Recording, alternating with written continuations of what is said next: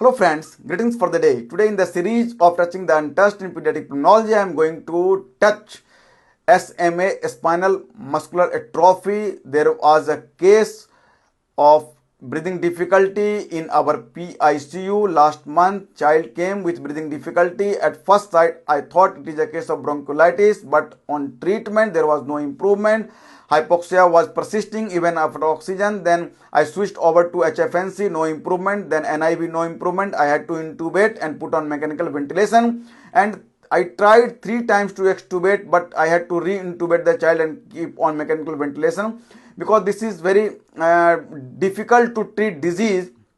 And in this disease, this is a genetic disease, and inheritance pattern is autosomal recessive, and gene defect is there which causes anterior horn cell defect, causing weakness in the muscles including respiratory muscles.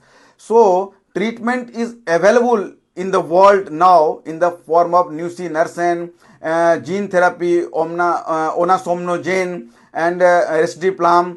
This is the oral medications, but very costly. So gene replacement therapy costs 15 to 20 crore one time treatment.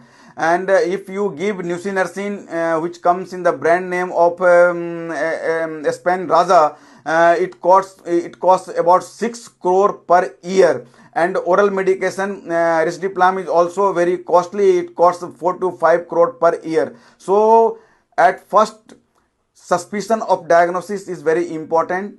Easy to diagnose. We draw the blood and send it for genetic testing, and it comes in the form of MLPA, and you can do it easily.